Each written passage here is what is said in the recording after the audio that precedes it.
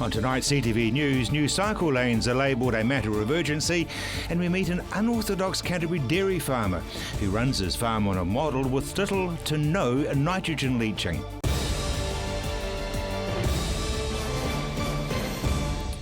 Welcome to CTV News, I'm Rob Cope-Williams. First up tonight, after the death of a cyclist on Christchurch roads on Wednesday, new safe cycle lanes have been called a matter of urgency. Figures released by the New Zealand Transport Agency reveal that 16 cyclists have been injured in Christchurch road crashes this year. This amounts to more than one a week. Student nurse Shala Hairewa was struck by a turning truck and killed early on Wednesday morning, the first fatality of the year. This tragedy has renewed calls for urgency in improving safety. At the same time, the construction of 13 major cycleways has been extended by 3 years.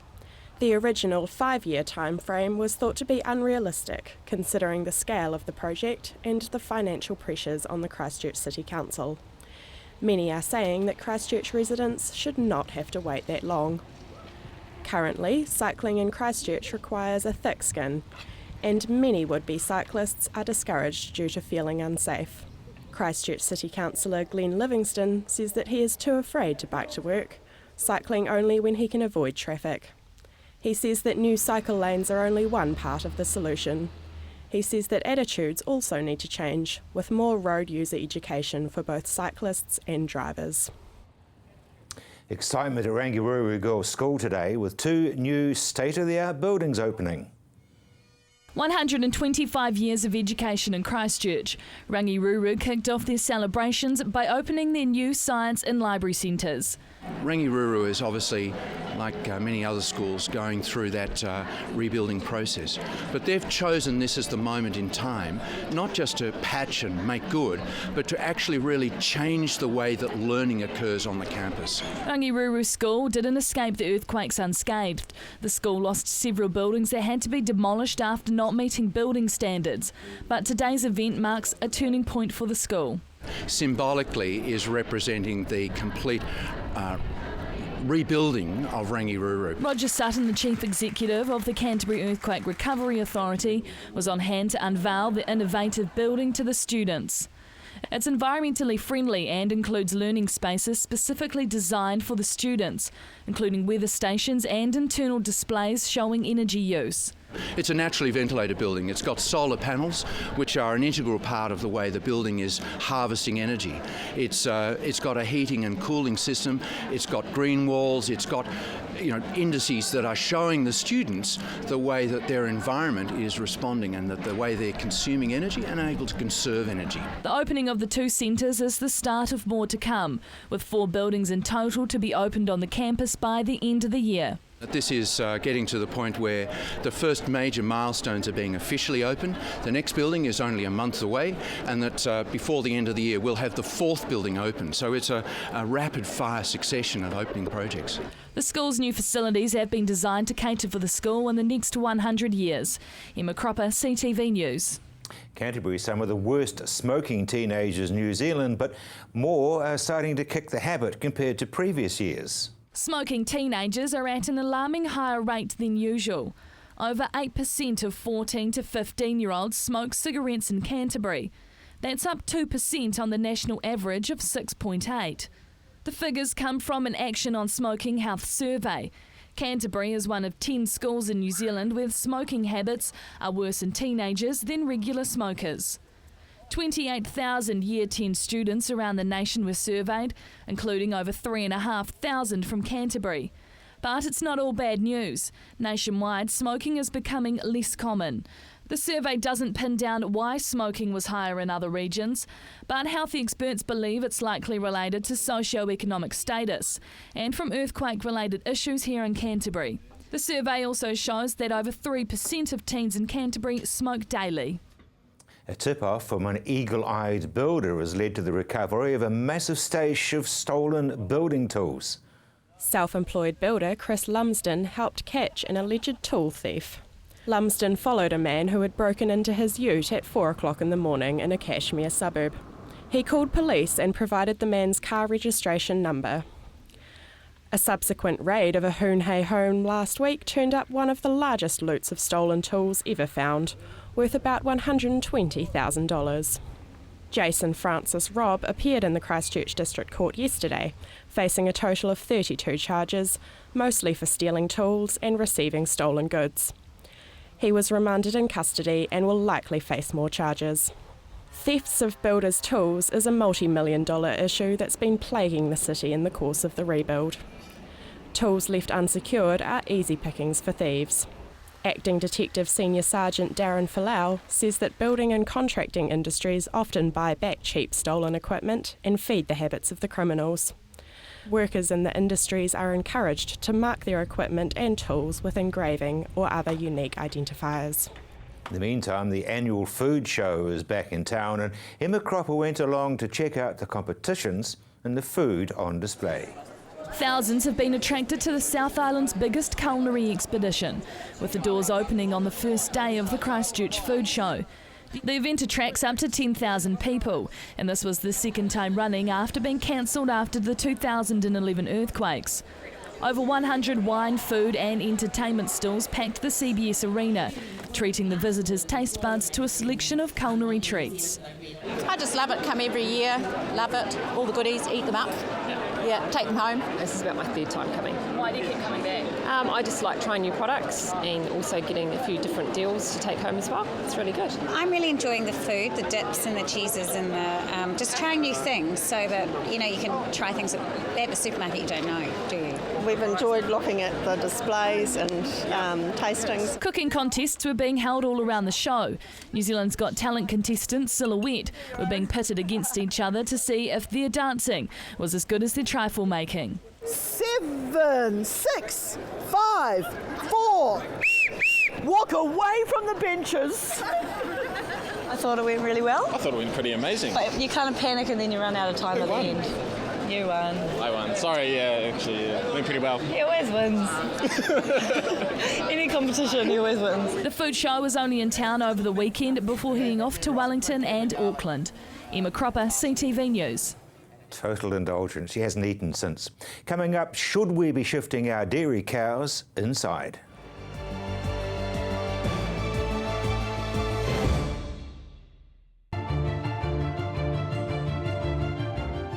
I'm Chris Lynch. Join me for CTV's new current affairs show Lynched every Monday at 8:30 right here on CTV, where I talk to the decision makers and those responsible for running our city.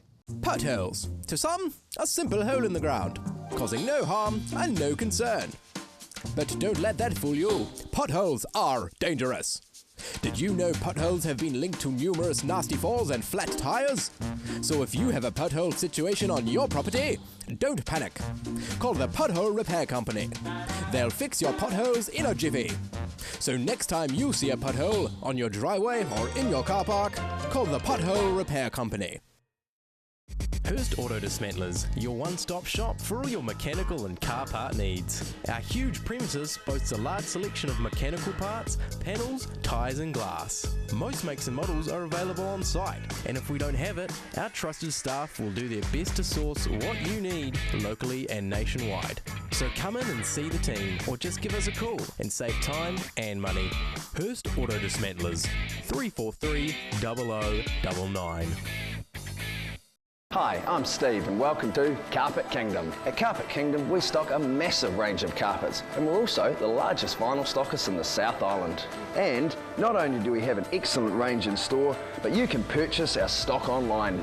We offer free measuring quotes, we have our own installation team, we ship nationwide, so come on down and see us at Carpet Kingdom. 312 Wilsons Road in Waltham, just off Brougham Street, or visit us online at carpetkingdom.co.nz. Meet the people behind the biggest political stories and scandals of recent times and discover a different perspective. People in Politics. Monday afternoon at 1:30, CTV.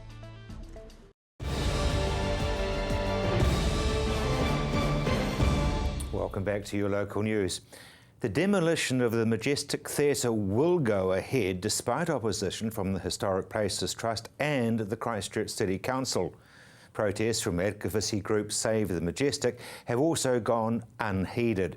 The future of the building has been in the balance since its inclusion in the CCDU's plan for Manchester Street.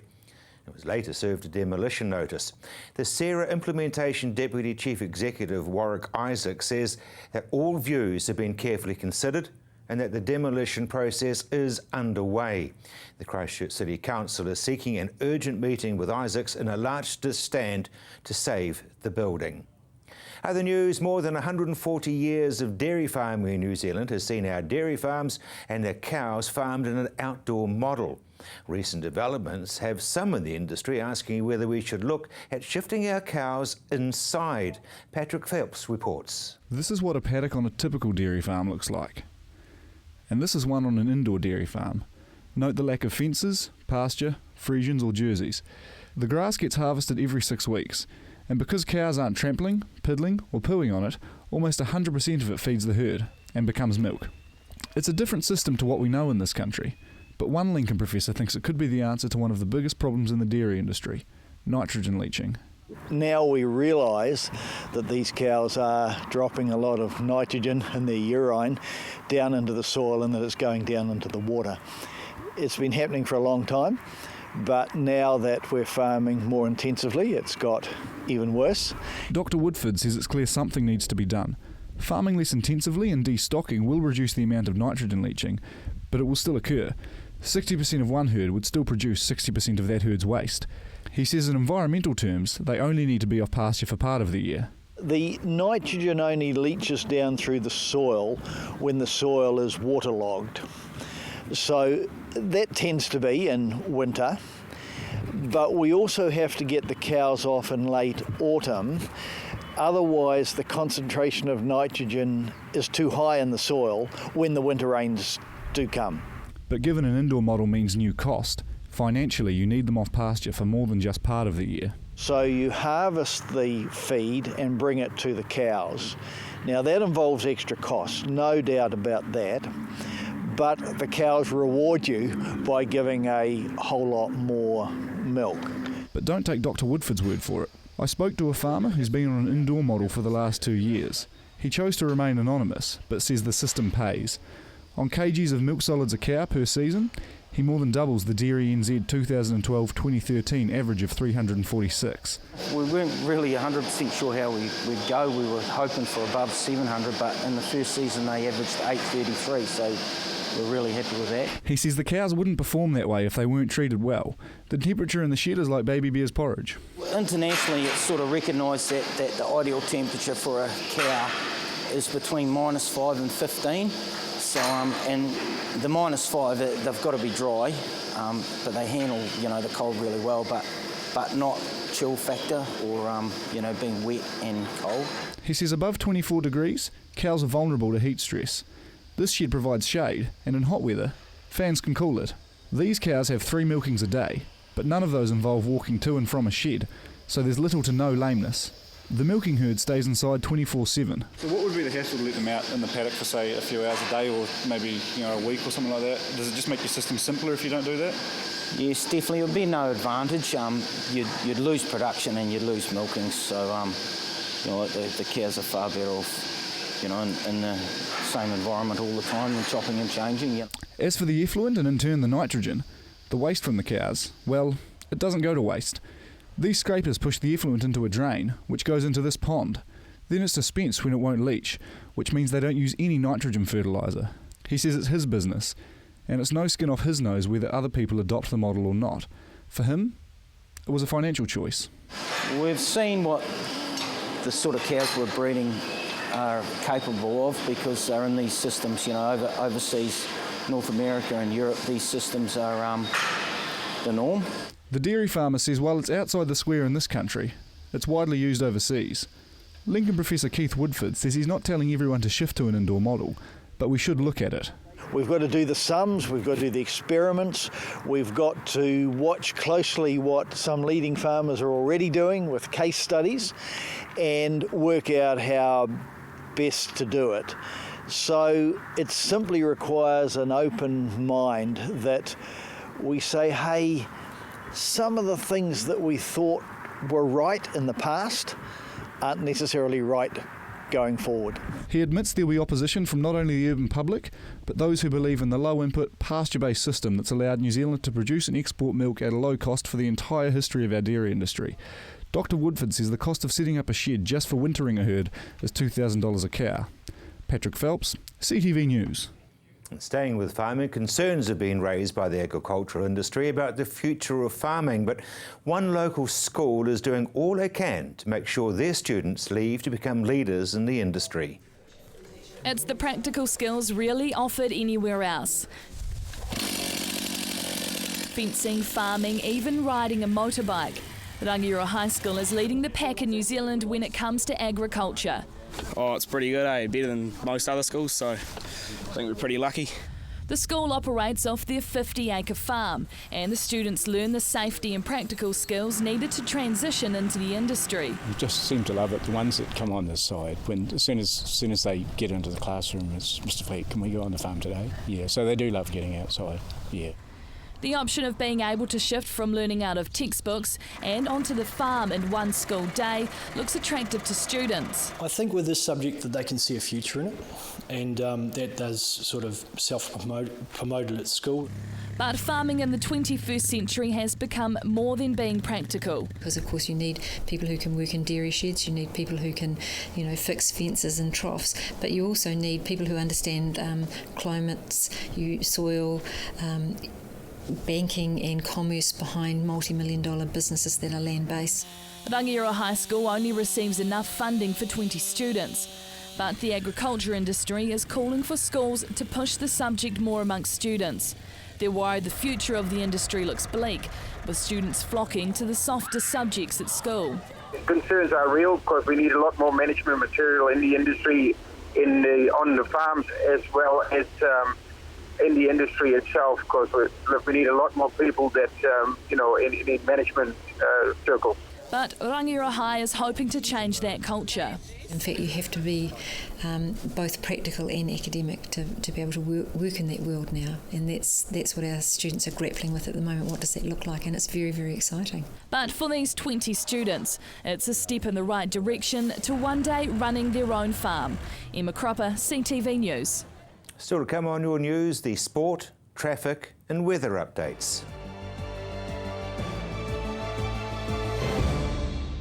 Every Monday night I'll take you out and about around the region's A&P shows from Cheviot to Temuka. You'll meet the exhibitors, have a look at the sheep and cattle and horses, and also have a look at what people have been producing. Rob's Country Showtime, 8:30 on a Monday night, CTV. My son's helped me greatly with my independence now that I've got more mobility. Mum, I've been looking into stand assist chairs from More Mobility. They recline back with a footrest, then when you want to get out of them, they stand you up. You can even sleep on them. More Mobility can bring one out for a free trial. There's even electric beds too. What do you think? For more range and more expert advice, see More Mobility, corner Clarence and Princess Streets off Blenheim Road. What a difference More Mobility makes. Action Removals, offering short or long-term storage facilities, full packing services, comprehensive rates, all fully insured and with 6 vehicle sizes to choose from. Earthquake repairs? Action Removals pack, move, store and return your valuable possessions stress-free. Action Removals, a family business that has been operating in Christchurch for over 10 years. Action Removals, your one-stop removal service on time, every time. 0800 222 526. When it comes to the delicate subject of funeral services, Ashburton now has another option. Galbraith Funeral Services now offer you and your family their high standard of service and expertise in their offices in Havelock Street. Whether it's to chat about pre-booking a service to include all your ideas and thoughts for your own funeral, or that of another member of the family, or simply asking what's involved, call or pop in. Galbraith Funeral Service is an old firm with old-fashioned values, ensuring all the options are yours. Are you looking for more from your local channel? CTV are online.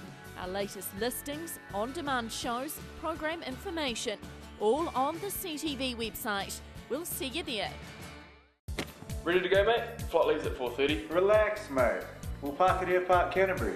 Air Park Canterbury, privately owned and operated with a free 24/7 shuttle service. Call 0800 Air Park or book online at airparkcanterbury.co.nz.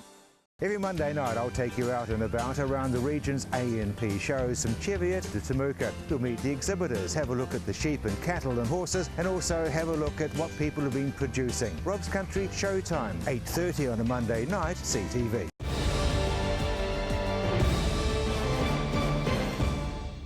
Welcome back. Well, with the week at an end, here's our preview of the upcoming weekend sporting action.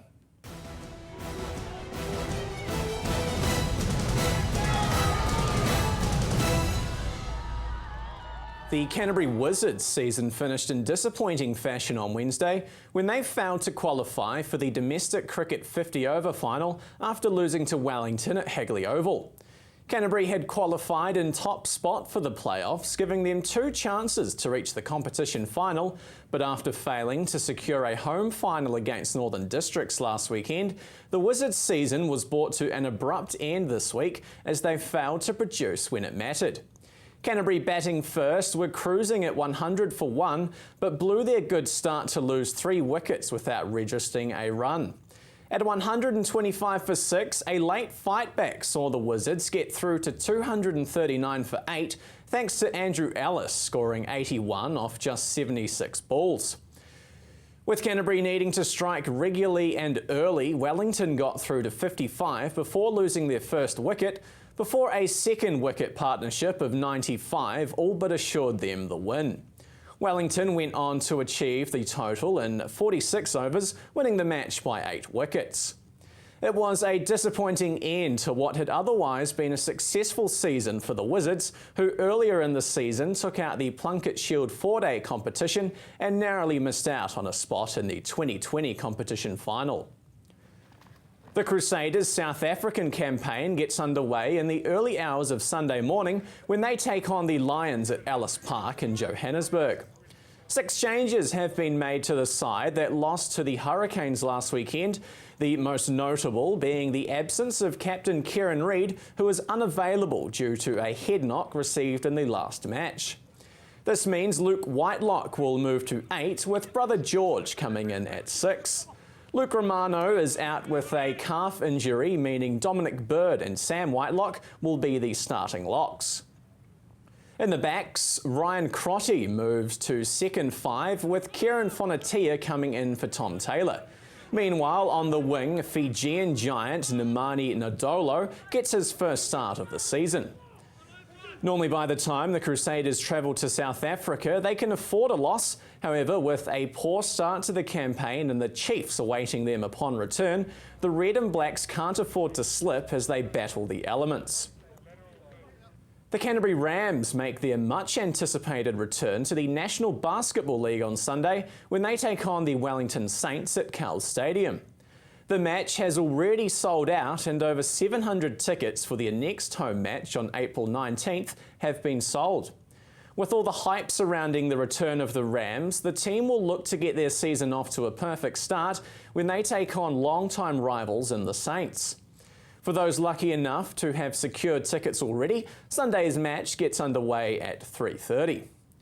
And finally tonight, the change of sporting seasons officially gets underway this weekend with the Hawkins Cup Metro Rugby competition kicking off tomorrow. I'll have results for you on Monday. You're up to date with the latest in local sport. I'm Gordon Finlater for CTV Sport.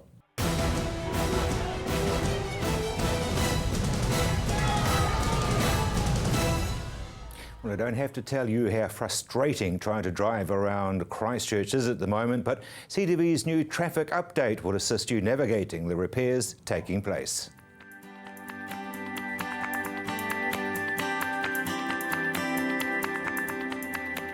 Hello travellers, to help you plan your journey around the central city, here's an update on some major work starting Monday.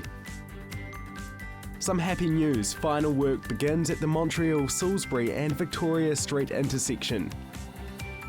During this time, Montreal Street will be down to 1 lane. Salisbury Street is also down to 1 lane from this intersection running east.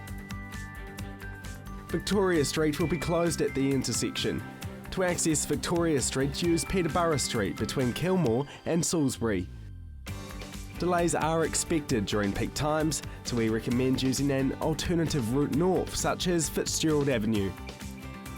Stay tuned this week for more updates on what's happening with the Central City roads, and in the meantime, visit the Transport for Christchurch website. And naturally, you'll be wanting to know the weather forecast. Here's your regional weather.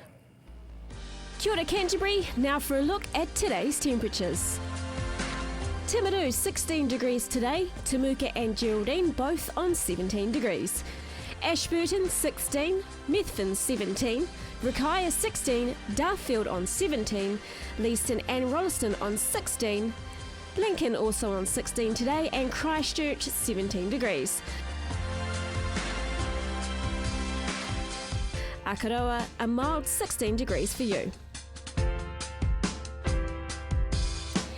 And in North Canterbury, Kaipoi, Rangiora and Amberley all on 17 degrees.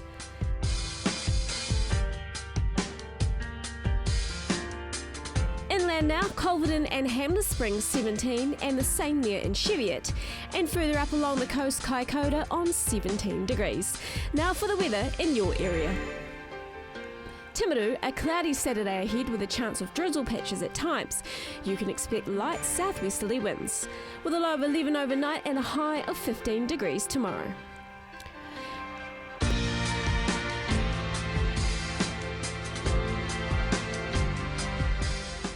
A cloudy and cool day for mid-Canterbury too, with light winds. Ashburton, you'll have a low of 11 degrees tonight and a high of 15 for your Saturday.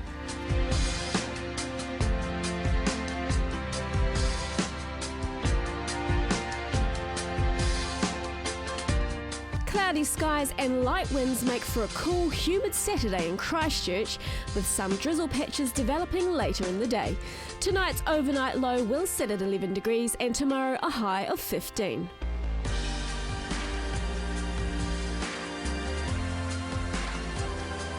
Kaikoura, a cloudy Saturday ahead for you with a risk of drizzle patches at times and light winds. Tonight's low 11 degrees, tomorrow's high 15.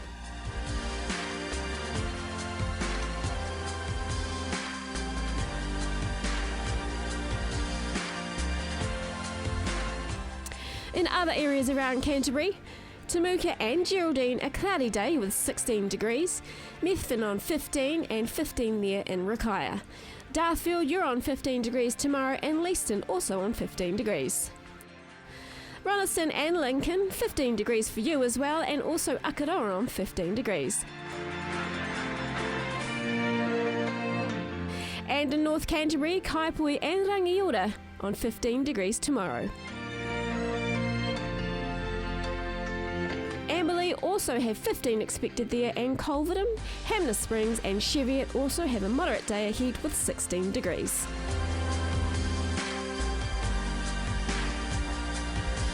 Looking ahead for Canterbury, mostly cloudy on Sunday with moderate northeasterly winds and some light showers possible at night.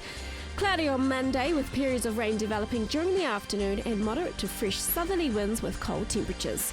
Cloudy with rain at times on Tuesday and moderate to fresh cold southerly winds.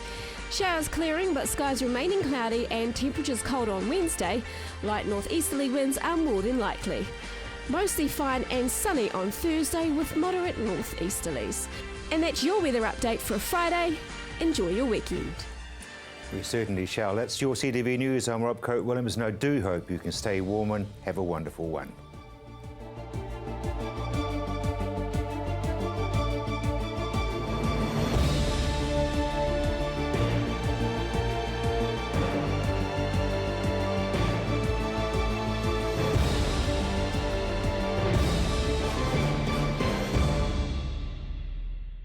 Supporting local content so you can see more of New Zealand on air.